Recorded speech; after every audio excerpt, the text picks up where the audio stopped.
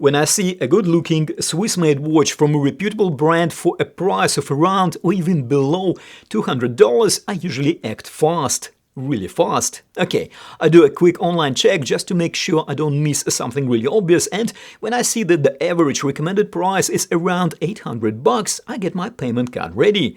This is how I bought this beautiful Glycine Flieger, and this watch has been drawing comments from my friends ever since I started preparing for this review. So let's be frank, $200 hardly buys us a solid all-arounder from China these days. So what can we expect from a reputable Swiss brand with 110 years of history? Well, we have it here.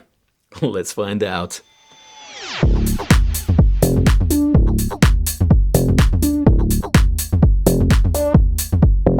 Hello and welcome back. Okay, we have a few things to unpack here. First, of course, where I've got this watch, and I will get to it in a bit, and also how is Glycine as a brand, and of course, what level of build quality and finishing can we expect for such a frankly ridiculously low price on this Swiss-made timepiece. So first, where I bought it. Regular viewers of my channel might have already guessed it. This one came from the same place as a few of my other Swiss-made timepieces in the past. Joma Shop. I covered them in my videos before, but just in case you're not familiar, they arguably have some of the best prices around, and very often I use them as a reference point for evaluating deals on other platforms. And while their prices in general are pretty good, now and again they come up with some really sharp deals, like the deal on this Glycine that I have here. Now, these deals don't last forever though, because they will either stop the deal or simply run out of stock. So if you're keen to pick one after watching this video, all the links will be in the description. And of course, if you want to know more about any future crazy deals that I come across, well, do yourself a favor, subscribe to my channel. It is apparently absolutely free. And before we move on, this video is not sponsored by Joma Shop. I bought this watch with my own money. The links though are affiliate links, which without costing you anything extra will generate a small commission for the channel on qualifying purchases, and your help is greatly appreciated. Glycine has a few variations of this Airpilot in terms of the color combinations and functionality.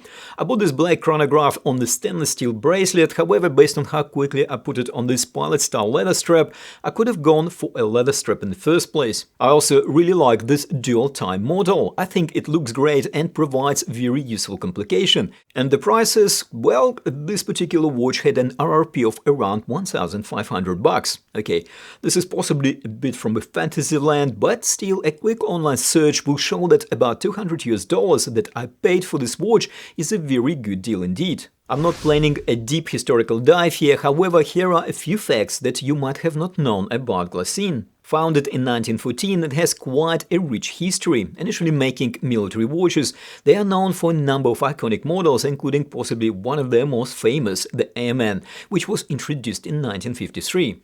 And it became very popular with US Army pilots and even traveled to space in 1966 on the wrist of Pete Conrad as part of Gemini 11 mission. Yes, that is a few years before a mega Speedmaster made its way to the moon and became a moon's watch. Now, back to Glycine. Despite challenges like quartz crisis in 70s, Glycine persevered, and it was eventually acquired by Invicta Watch Group in 2016.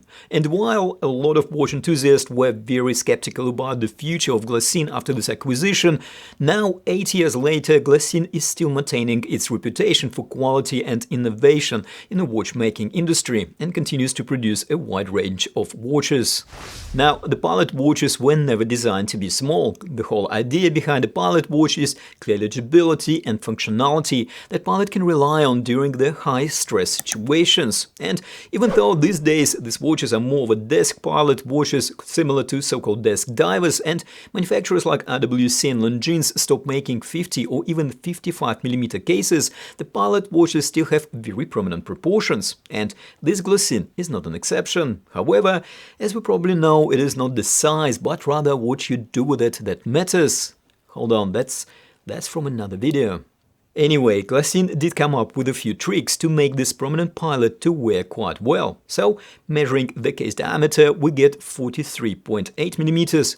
This Glycine definitely doesn't wear that big, especially on a leather strap, but even on a stainless steel bracelet, this watch should be okay on the wrists, say 6 inches and up. And I will certainly demonstrate how this watch wears on my about 7-inch wrist and on the 6¼ wrist throughout this video. Now, if we measure the case height, we get much more manageable 11.5 mm.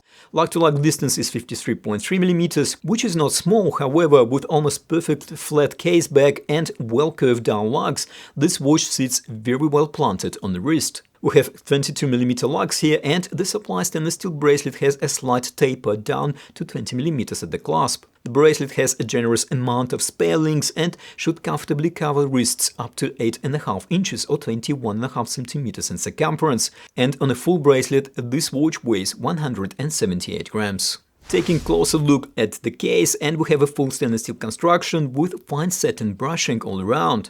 The all-brushed approach does have its purpose, and it's not just to hide scratches, although it will definitely help, but more importantly to reduce the glare that the high-polished surfaces might create and therefore further enhance the legibility of this pilot watch. The finishing is of a very good quality. Well, it is a Swiss-made timepiece after all. We have a circular directional brushing on the top of the lugs and on the multifaceted fixed bezel, and longitudinal brushing on the flanks.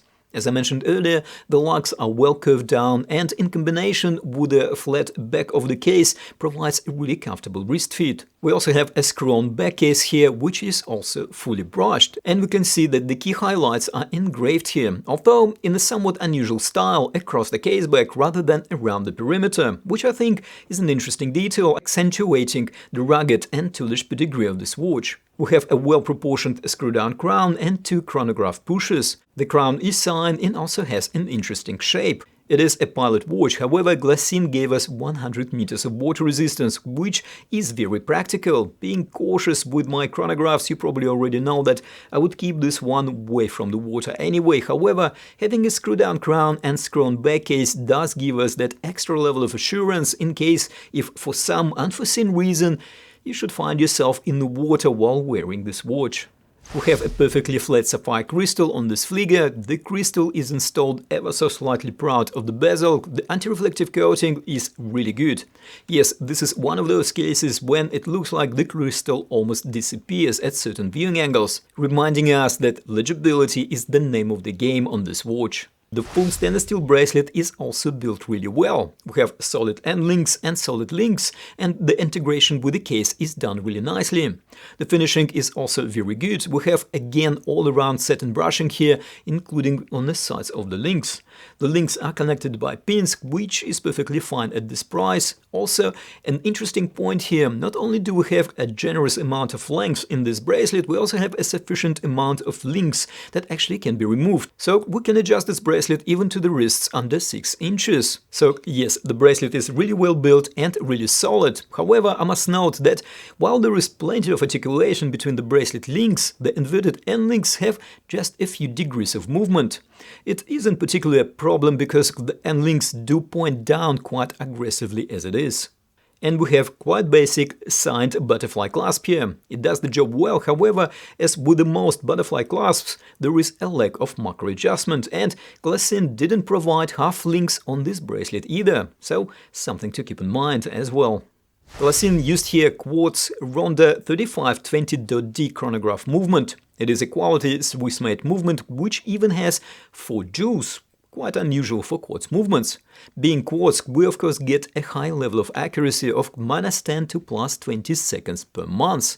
It is also hacking and has a remarkable battery life of about 4.5 years. Continuing the theme of maximum legibility, we have a very well laid out B-type flicker dial here. Slightly recessed subdials with fine concentric guilloche pattern stand out on a somewhat matte black dial background. Everything is printed on the dial, and the white numerals, white sword-style hands and other markers create a strong contrast with the dark dial background for the maximum legibility. Even the date window is done with legibility in mind. You see, having before and after date visible might look like a stylistic gimmick, however, when you realize that the prominent minute hand at certain position can practically cover the date digits, you get to appreciate this design decision, which allows us to read the date no matter where the hands are on the dial. The logo and the model name is printed on the right side of the dial as a visual counterbalance to the date window, and then we have still quite desirable two words Swiss made at the bottom of the dial. And of course we have a very decent lume. Okay, to be perfectly honest, I've seen better lumes, however, the application is consistent and Glycine applied noticeably more lume on the hands, so even when the rest of the dial is dim, the hands can still be read and therefore can still tell the time. Okay, my verdict on this watch. Okay, I obviously like it, so to keep this review objective, let me summarize the shortcomings first. The bracelet lacks half links, that is if you want to actually keep it on the bracelet to start with, and Glycine could have made this watch maybe a millimeter or maybe two smaller, say 41 millimeters, although guys and girls who are really into true authentic prominent flicker watches might actually disagree with me on this point. Okay, sure, we have quartz movement here, however, it is reflected in the price and it is a good quality Swiss caliber with a lot of benefits. And also, I actually enjoy having a great grab-and-go quartz chronograph in my collection. I like my dive watches, but now and again I feel like wearing a cool chronograph, and this Glycine with quartz movement is always ready to go. So, if you're like me, still not ready to drop 7,000 on IWC Big Pilot, but still want to enjoy that flicker aesthetics from a Swiss brand with 110 years of great history, then this could be a brilliant option. What are your thoughts? Well, do let us know in the comments, and for more pilot watches, check out my playlist on the screen over here, and I will put some divers probably link over here. And if you find this review useful, you know what to do, give us a like and don't forget to subscribe if you haven't already done so. And as always, thank you for watching, take care, and I will see you in the next video.